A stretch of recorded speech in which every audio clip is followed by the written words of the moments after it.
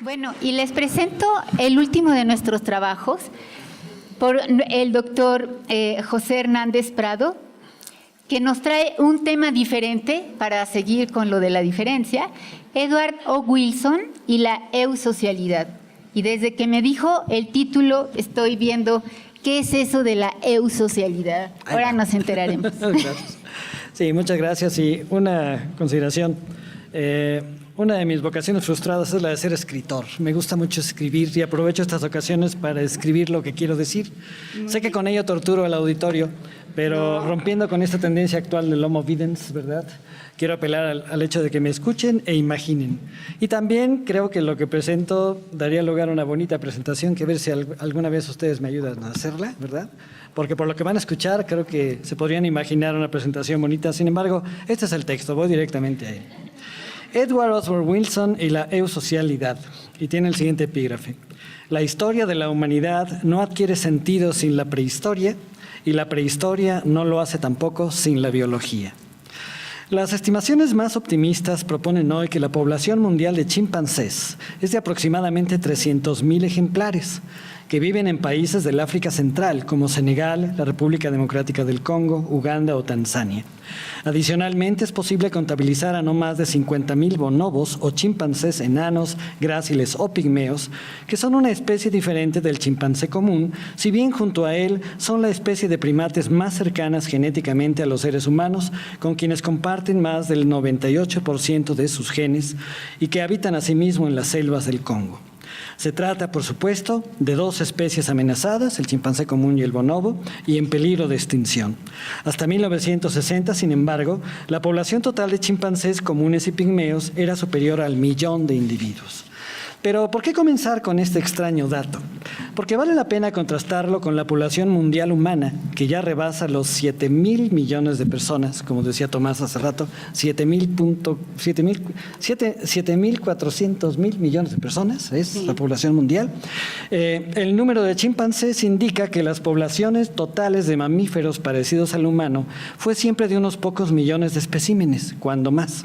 En cambio, la humanidad ha alcanzado a lo largo de su accidentada historia una cifra verdaderamente astronómica, que tiene como único parangón entre las especies animales del planeta a las hormigas, que son los insectos más numerosos de la Tierra y que, auténticamente hablando, son los humanos del mundo de los invertebrados. Tan solo los humanos y las hormigas hemos prácticamente colonizado el planeta entero. Las hormigas faltan solo en la Antártida, las Islas Malvinas, Groenlandia e Islandia. Y según cálculos del personaje que da nombre a esta comunicación, el biólogo norteamericano Edward O. Wilson, dado que existe casi 1 millón de hormigas por cada ser humano, el peso total de la masa biológica que conforman las poblaciones mundiales de humanos y de hormigas es en términos generales el mismo. Y la población mundial de hormigas alcanza una cifra superior a los 7.000 billones. La mirmicología es la rama de la zoología y la entomología que investiga a las hormigas. Y como es bien sabido, Edward Wilson transitó muy claramente desde 1975, cuando publicó su voluminosa Sociobiología, de la mirmicología a la sociología. La tesis en principio es muy sencilla. ¿Por qué la sociología ha sido hasta el presente exclusivamente humana? ¿Acaso solo los humanos tenemos vida social y sociedades? ¿Que no es verdad, según lo muestra ya la avanzada biología en su parte zoológica, que los animales en general tienen una muy ostensible y relevante vida social? desde los denominados insectos sociales como las termitas, las hormigas, las abejas o ciertas clases de avispas, hasta los mamíferos más parecidos a nosotros, es decir, los primates, gorilas, chimpancés, orangutanes, etcétera, pasando por los crustáceos, los peces, los roedores, los felinos, los cánidos, los equinos, los paquidermos o los cetáceos. Por supuesto que la vida social y las sociedades humanas son infinitamente más complejas que las de los demás animales, pero ello no debiera ser obstáculo para pensar en la actualidad en una sociología que fuese tanto animal como humana y en la necesidad de redefinir aquello que hasta ahora ha sido la sociología y el resto de las ciencias sociales, disciplinas cuestionablemente antropocéntricas. 1. Reduccionismo y metamorfosismo. Desde que en 1975 Wilson propusiera abiertamente la sociobiología, casi todos los científicos sociales, de manera señalada sociólogos y antropólogos sociales, le plantearon una tremenda y, según muchos, demoledora objeción. Ello ocurriría porque tales científicos habían pasado por la experiencia de discutir con anterioridad a la racista, política e ideológicamente reprobable y hasta inmoral sociología, o en rigor protosociología, ya que no alcanzó a dejar huella en el pensamiento sociológico posterior, del británico Herbert Spencer. Esta objeción se centraba en el término reduccionismo. La sociobiología es cabalmente reduccionista, se le dijo entonces y en todos los tonos a Edward Wilson, debido a que destaca la presunta importancia de los factores biológicos, instintivos, raciales y ahora genéticos en la conducta y la interacción sociales de los seres humanos, y olvida que lo biológico es tan solo, y como muy bien lo dijera Max Weber en su Economía y Sociedad del año 1922, un elemento ajeno al sentido, porque únicamente es condición, obstáculo u ocasión de lo social propiamente dicho, o de aquella interacción que genera mundos culturales diversos que hacen muy diferentes a las sociedades, a las culturas sociohistóricas humanas, las cuales conducen inclusive hasta un severo cuestionamiento de la naturaleza humana, cuestionamiento que ya fue realizado por un viejo clásico de las ciencias sociales como Karl Marx. Desde luego que lo biológico está siempre presente en el mundo social humano, afirmaba la objeción efectuada a Wilson, pero solo como un supuesto que hace factible dicho mundo social, el cual se desenvuelve por completo y se explica a la perfección sin pertinencia alguna de lo biológico. Pero existía un pequeño problema. Lo más evidente en un principio para los primeros científicos sociales genuinos, como Émile Durkheim o el propio Weber, después de las groseras generalizaciones de los protosociólogos Comte o Spencer, fueron las agudas diferencias entre las culturas o sociedades humanas, documentadas con gran amplitud por la antropología social del siglo XX. Pero después seguirían haciendo muy señalables las rotundas semejanzas y uniformidades entre todas esas culturas humanas sociohistóricas tan distintas, de acuerdo con lo mostrado por el minucioso trabajo de los propios antropólogos sociales, los llamados universales culturales en los que han insistido autores como George P. Murdoch o Donald E. Brown. ¿O acaso han habido sociedades humanas con un reloj biológico que sea nocturno y no diurno?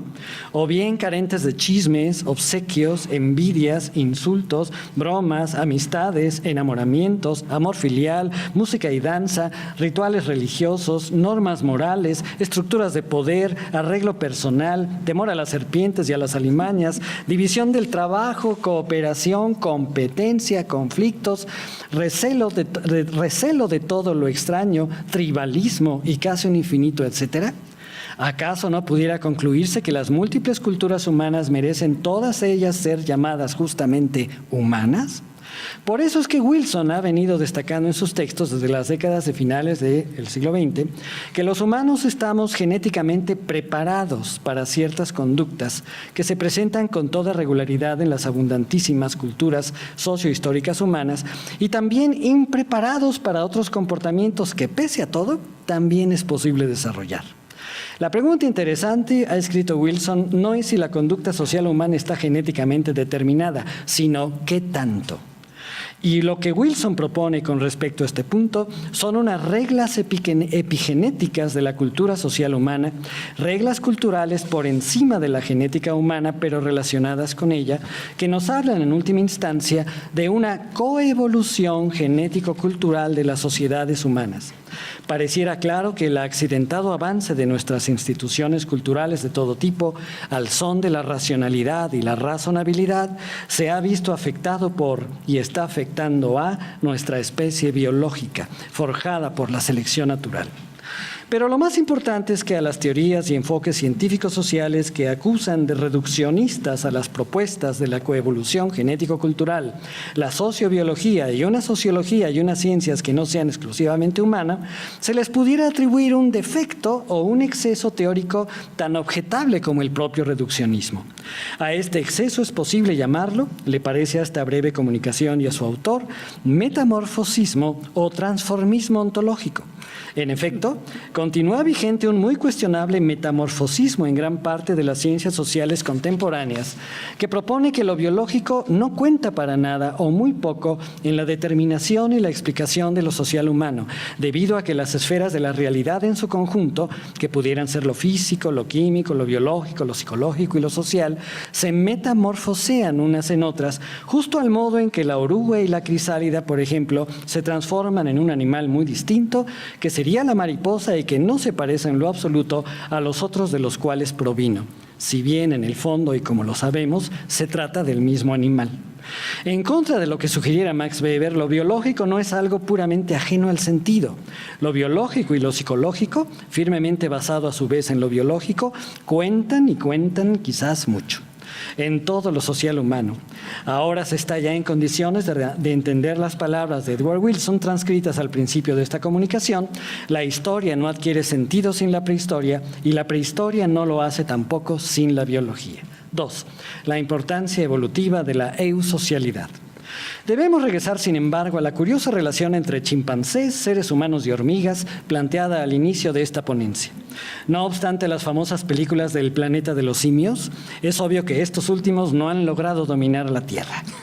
Quienes sí lo hicimos, como las especies animales más abundantes y evolutivamente exitosas del planeta, nos explica Wilson en su libro de 2012 intitulado The Social Conquest of Earth, la conquista social de la Tierra, fuimos los seres humanos y las hormigas.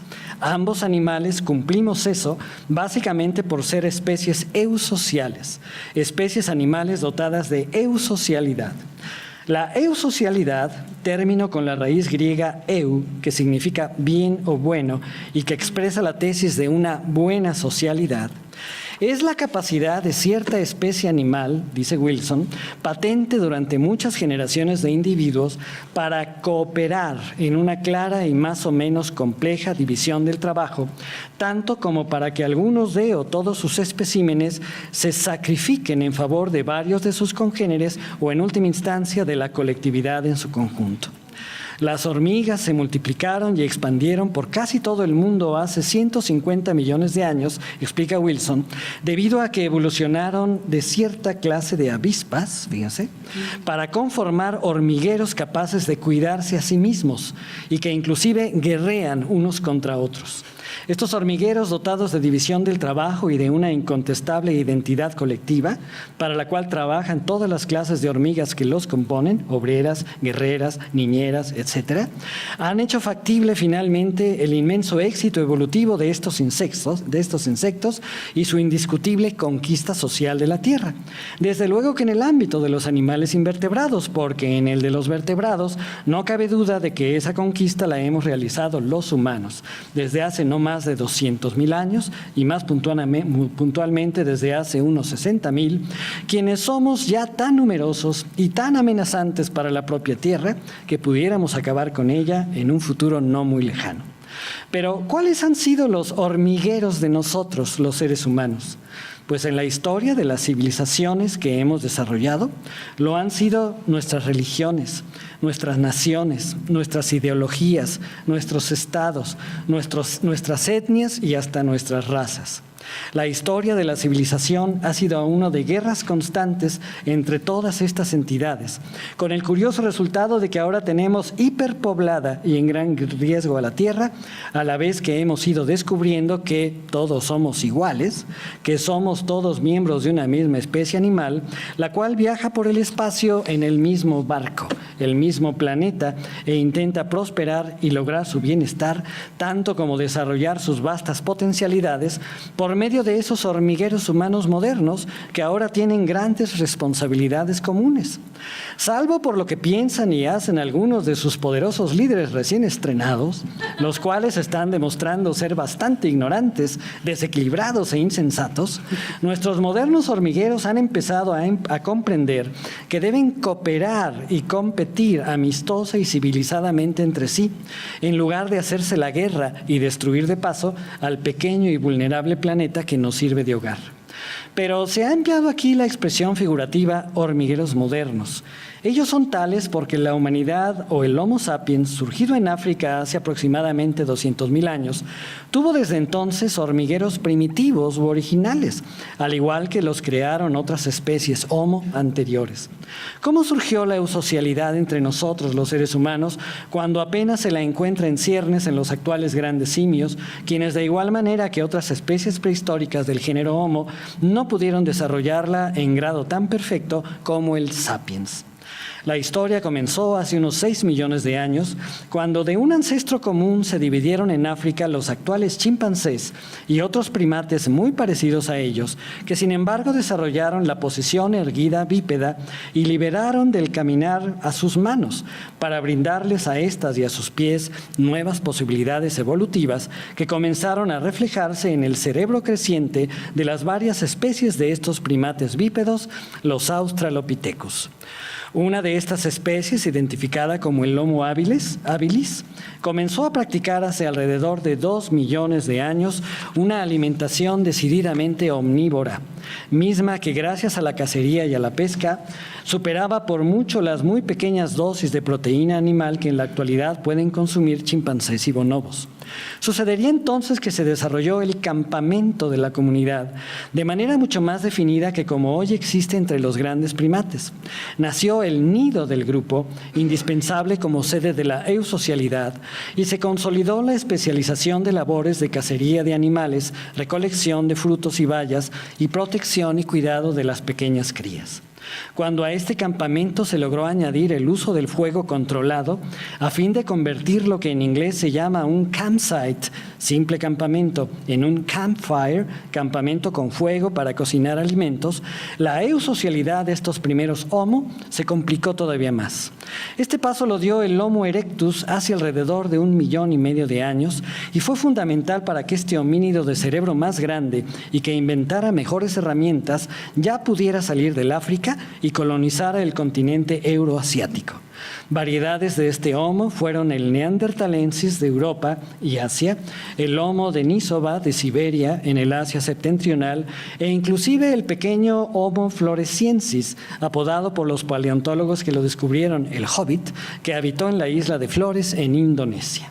Sin embargo, el propio Homo erectus en África dio lugar al Homo sapiens hace cerca de 200.000 años y cambios climáticos muy severos en ese continente, desatados hace poco más de 100.000 años, determinaron que hace 60.000 el Homo sapiens saliera de su entorno inicial para conquistar literalmente el mundo, llegando a todos sus rincones habitables, desarrollando distintas características raciales y provocando la extinción de otros competidores Homo.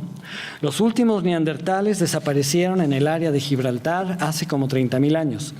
Poblaciones de sapiens llegaron hasta Australia hace otros 45.000 y los actuales aborígenes de dicho lugar son sus descendientes genéticos directos, por lo que Durkheim no se equivocaba cuando asumió en su libro Las formas elementales de la vida religiosa de 1912 que allí vivían los seres humanos más antiguos de todos, no obstante que el sociólogo francés no tenía aún la suficiente ciencia genética para demostrarlo.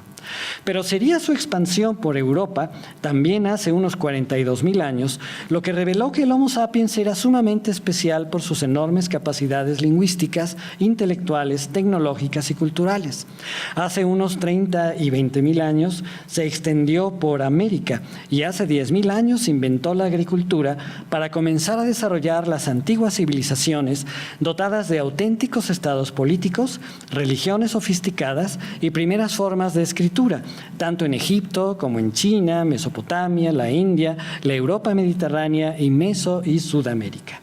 Fue entonces cuando los primeros hormigueros humanos, que ya habían sido simples grupos étnicos compuestos por clanes y tribus y que ya contaban con sus respectivas religiones y mitos cosmológicos, devinieron en hormigueros posteriores y modernos, tales como los grupos religiosos y raciales, las nacionalidades, los estados políticos y cualesquiera otras formas de colectividad social humana capaces de acoger ese tribalismo, ese sentido o espíritu de grupo que se había manifestado ya en las primeras bandas de homínidos y de humanos, las cuales surgieron en torno al nido o el campamento, el campfire, que fue el claro antecedente de las villas, las ciudades y los reinos. Sí. El propio Durkheim descubriría todo esto en la primera de sus grandes obras, de la División del Trabajo Social de 1893, donde dijo que los humanos cohesionamos nuestras primeras sociedades mediante una incipiente división del trabajo que se fue haciendo más y más compleja al paso de la historia para acrecentar la solidaridad orgánica. Pero sobre todo cohesionamos dichas sociedades, los humanos, con una al principio poderosísima conciencia colectiva o común que fue determinante para producir la solidaridad mecánica, asimismo menguante en la historia humana. Pero el gran científico social humano francés no se percató todavía del mecanismo evolutivo implicado en la eusocialidad tan destacada por él. En rigor, ocurriría que los humanos formamos grupos y cooperamos para sobrevivir y prosperar, deslindándonos de y enfrentándonos a otros grupos de congéneres. El individuo con más probabilidades de sobrevivir fue siempre el egoísta, pero el grupo humano con más posibilidades de hacerlo era el que dividía las tareas entre sus miembros y contaba con integrantes capaces de confiar en otros individuos que no fuesen sus familiares y con los que podía cooperar para conformar una identidad colectiva común. Ha sido tan solo a finales del siglo XX e inicios del XXI cuando hemos logrado articular adecuadamente a Durkheim con Darwin y su convincente evolucionismo. Ni Durkheim, ni mucho menos el racista e imperialista Spencer, se percataron del secreto contenido en la división de la humanidad en sociedades que cooperaban en su interior, pero que entraban en conflicto unas con otras. Todo el proceso tuvo lugar para que sobreviviera y prosperara nuestra especie humana. Y todos éramos y somos humanos de una misma especie animal, capaces de hacernos amigos, aunque siempre nos hemos creído extraños y enemigos. Por fortuna, comienzan a pensar de esta manera novedosa la conciencia científica del presente y abundantísimos ciudadanos actuales del mundo, con la notable excepción de Mr. Donald Trump, y quienes comparten sus prehistóricas ideas en el orbe, así como quienes votaron por él en los Estados Unidos de América. Gracias.